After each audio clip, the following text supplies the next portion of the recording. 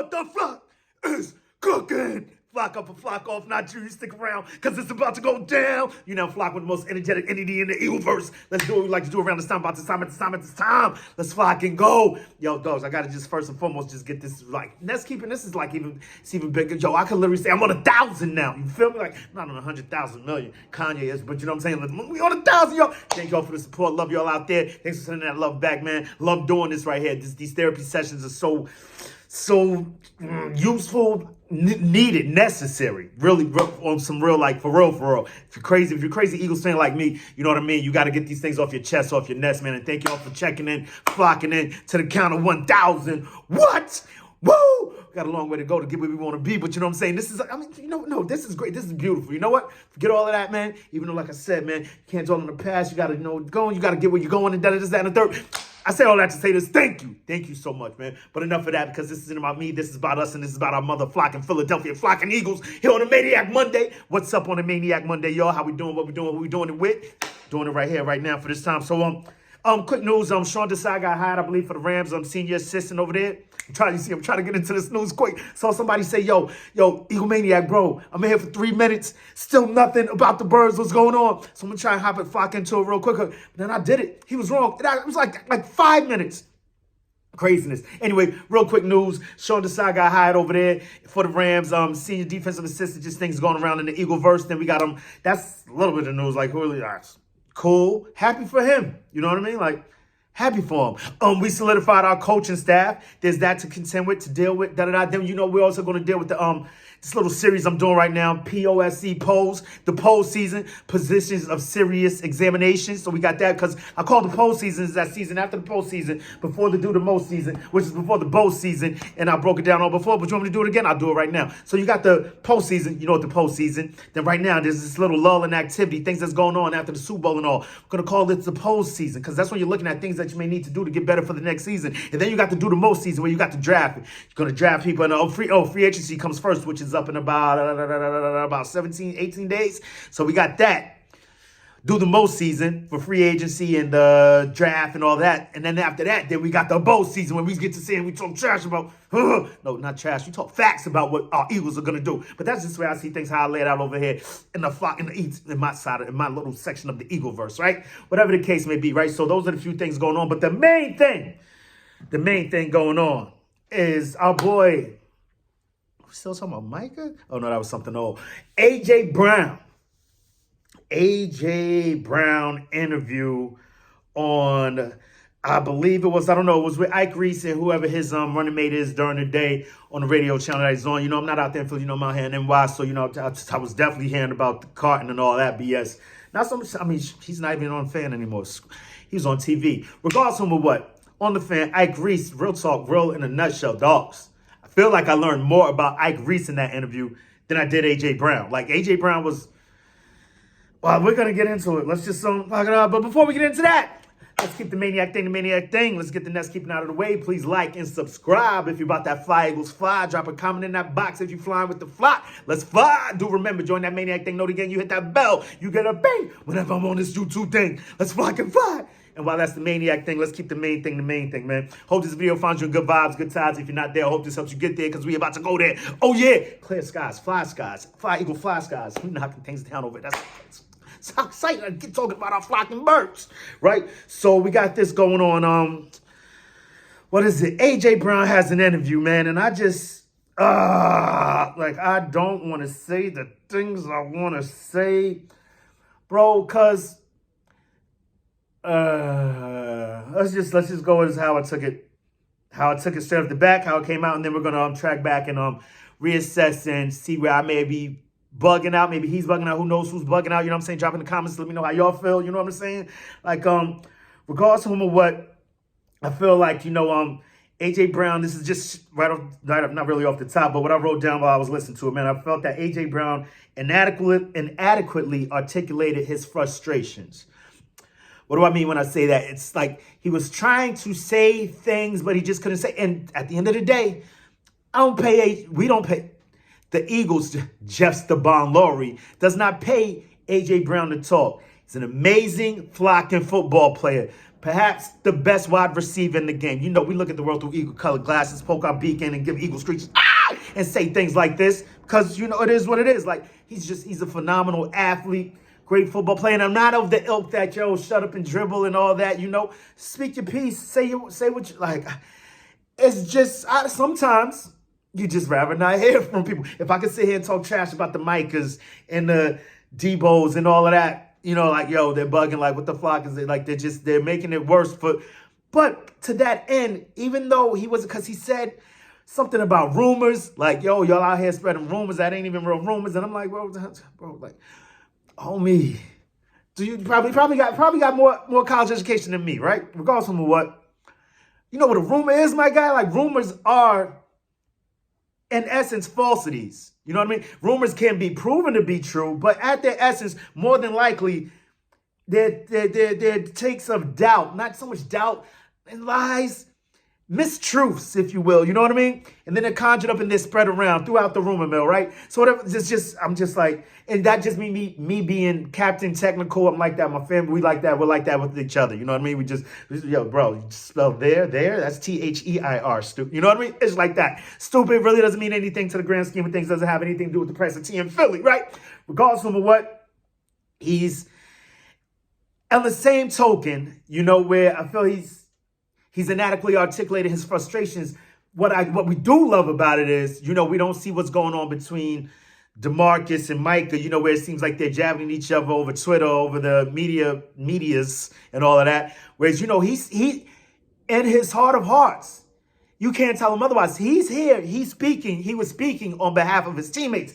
That's the plus, that's in the check column, that's in the plus column. The other things where he's just coming off, I'm not quite understanding him. I wouldn't even put that in the minus either. Like, it's just he's passionate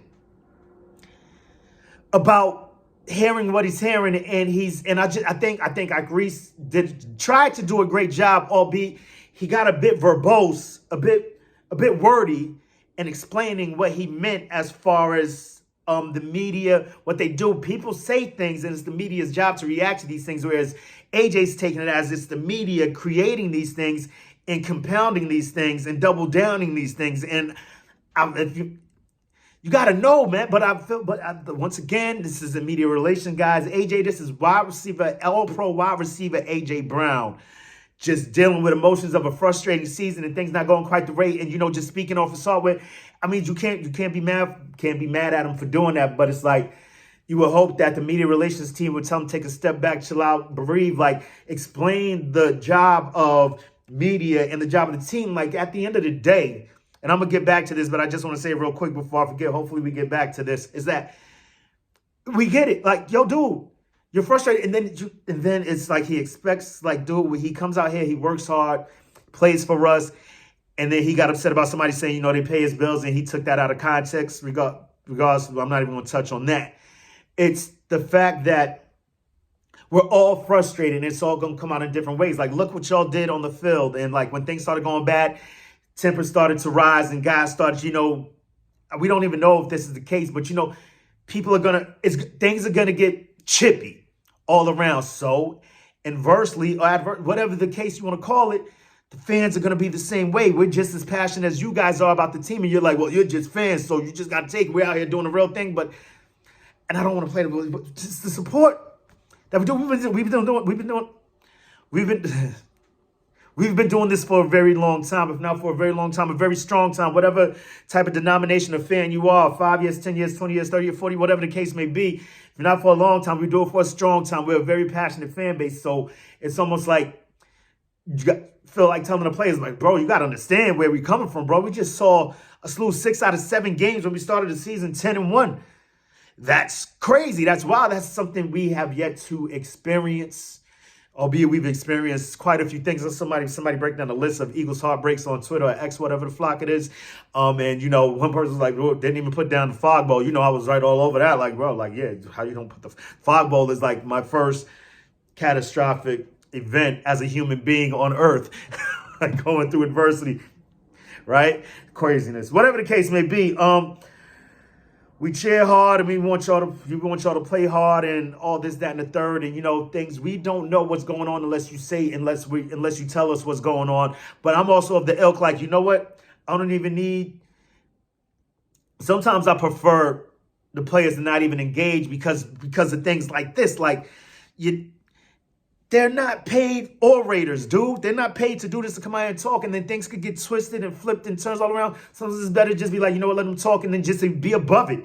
You know what I mean? And I know like that'll work for a fan like me because I get it. Like I know there's no way you can't tell me these dudes ain't in there working hard. They don't want to win. You know what I mean? Like there are cases when you do see that, but very rarely with the Philadelphia Eagle athlete, especially one that wants to come here, especially one with the AJ Brown goes out and puts in that work. We know this, right? So sometimes I just rather a player just chill out, say nothing, let us move over. You know what I mean? Time heals all wounds. Success kills them even quicker. You know what I mean? But this is what happens. Like when you're winning, everything's all hunky-dory, rainbows and ponies and all that. When you're losing, BS is going to come out, whatever it may be, whether it's BS or not, bro. You got to be above. And I hate to tell a man what he needs to be, but I just feel like, bro, you got to be above these rumors. Who from what? Like, who means what? Like, but like, man, listen, I can't even, the amount of, and I'm not, it's not about me, it's about our team. It's just, I'm far from famous, man. And I feel like I have a better grasp on these things when there's snakes in the grass, and keep it cut, keep it moving, keep it pushing. These things do not matter, man. These things do not matter, at least in my estimation. But back to things that he was saying. You know, I'm sorry, I just went off on a quick tangent. Just had to tell how I feel before I get too long-winded and forget to get to the paces that I want to get to, because it seems like I wrote down a lot, right? So he says that he's a guy that beats the bully. He first things, main takeaway, bottom line, he loves Philly. He wants to be here. He said, "I love you, Philly," at the end of the interview, which I didn't think was coming. It's kind of rude to Ike and his partner, but you know, it is what it is. He feels like it's the media coming at him, so he's going back at them like, I get it. You feel some type of way. Fuck you, right? So he wants to be here. He says he's the guy on the team. He's the guy that beats the bully. You know what I mean? So he's that guy on the team. That's how he sees himself. He works harder than anyone else. There was a whole lot of me starting happening and all that. And, you know, just in the midst of saying like, you know, y'all want to call me the diva, the this, that, and the third, diva. And then there was a whole lot out of that do, re, mi, fa, sol, la, miva going on after that. So it's like, but you get it. I get where he's coming from. I get what he's trying to say. It's just coming off wrong. I get it. I'm not going to, but I just know that other people are going to take that, see these pieces. Let me stop talking about other people. You know what? It's me. I'm seeing it like just all this me. Oh gosh. Like I work harder than anyone else. Those are things that could become contentious to your teammates. Like, you know, I mean, unless of course it really is the case. You know, we've heard things like, you know, Jalen's the first one in, last one out. That doesn't necessarily mean that you work harder than somebody, right? Don't confuse movement with progress. I've heard that. Have you heard that one before? Do not confuse movement with progress. Just because he's moving all throughout the building doesn't mean he's progressing as much as AJ is. Whatever, who cares about that? It just seems to be one of those things that can become a point of contention. Like, oh, you think you work harder than me? You know what I'm saying? So, just things like that. But, you know, he says, you know, he's Jalen Hurts isn't really the dude that's going to be the rah-rah sis boom and all that guy. Like, he's more that type of guy. He's more of a vocal leader. You know, he holds his teammates accountable. Check column, vocal leader, check column. Sticks up for his team. That's a positive. So, you know, when I start to look at these things as overall, it's okay for me. Because sometimes I look at the world so hard through these eagle-colored glasses. Eagle eyes, so wide. Pause. You know, like, I'm just saying, like, sometimes I feel crazy saying anything wrong about my team sometimes. That's how hard I rock. That, you know what I mean? How much of a support I am for my team, right? So, you know, so, I mean, it's okay for me to feel these certain ways that I feel about A.J. Brown and also feel these ways because, like I said, just what? I got maybe 2 things in the negative column and everything else is a plus. Feel he's misunderstood. And while he misunderstood, he also misunderstands the role of the media. And the media, some people may misunderstand him. I'm starting to get a better knowledge of who he is. But I'm just, you know, I'm understanding. And I think he just wants to be supported by the fan base he works hard for. Unconditionally. And unfortunately, it's not going to be like that across the board. Fans and the media both are not monoliths. And that's something I believe he needs to understand. Like, you know, I don't know if you remember when you was a kid playing with your cousins, brothers, sisters, whatever. You know what I'm saying? You're playing around and then mom or pops is like, y'all need to. And it's like, bro, It's only Rodney doing this BS. You know what I'm saying? Like, it's what are you talking about? It's like, dogs, y'all, I hate being placed under the umbrella of y'all. It's something that drives me crazy. I'm pretty much, he feels the same way because, like, we're sitting there looking at the team like, y'all losing, da-da. He's like, I'm out here crushing it, dog. You see me 6 games catch. But winning is the bottom line. And we've said this. I've said this across the board since I started this thing right here. We might want this, that, and the third, but the only thing we need is W's. Bottom line, at the end of the day, that's all that's the only column of stats that really matters. We could want MVPs and records and this, that, and the third, bro. Give us W's is the key to success, period. Winning is the key to success. It probably doesn't mean you get what I'm saying, right? So that unconditional love isn't just going to, you're not going to get that. You're not gonna get it across the board.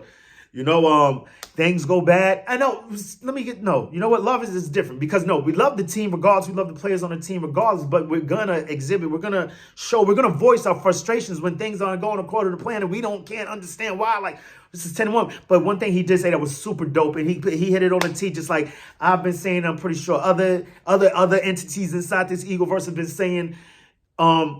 Albeit, like, yeah, we were 10-1, but y'all know we was not 10-1. We wasn't really playing like a 10-1 team. So, once the hit the fan, it was all downhill after that. Like I said, things just started going too fast. And I just wish the interviewers were able to hit on these certain things, even though AJ was trying to control the conversation, saying as much as, no, we ain't talking about that. When he was asked about Kellen Moore, like, we talking about this. I came here 10 minutes to talk about this, stayed on there for 20 minutes.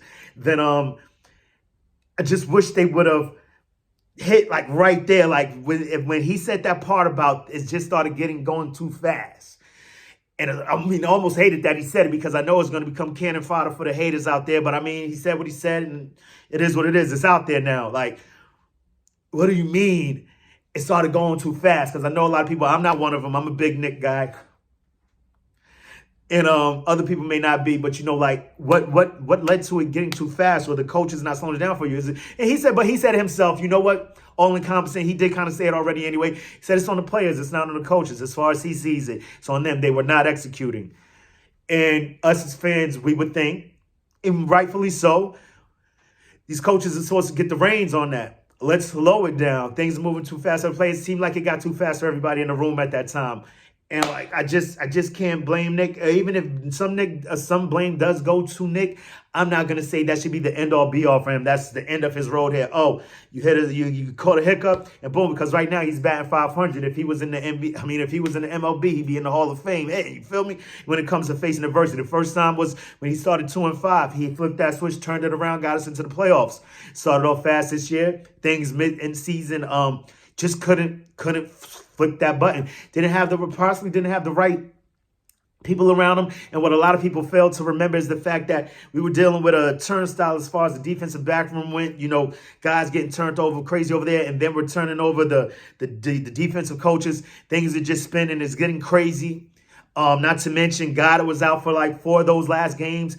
A.J. Brown was out for 2 of them, I believe. So there was a lot going on where I feel like you can't just point a finger at one specific thing. And, we just got to go back to the bullshit and check this out. Now, speaking of going forward, so yeah, that's as far as I stand as far as the AJ thing goes, man. At the end of the day, even though coming into this, that's why I need this therapy. Coming into it, I was looking at it as a negative. But you know what? After adding up the pros and the cons of the situation, I'm looking at it as a net positive. He got out there, stuck up for his team. That's the main thing, sticking up for Jay and everyone else, the coaches and all that. Like, I give it up to A.J. Brown. You know what? Sometimes you just got to speak it out. Initially, I was like, yo, this dude, what the, you know what I mean? But looking at it, when you sit here and place it all on face value, it was a net positive in my estimation. Let me know how y'all feel down in the comments.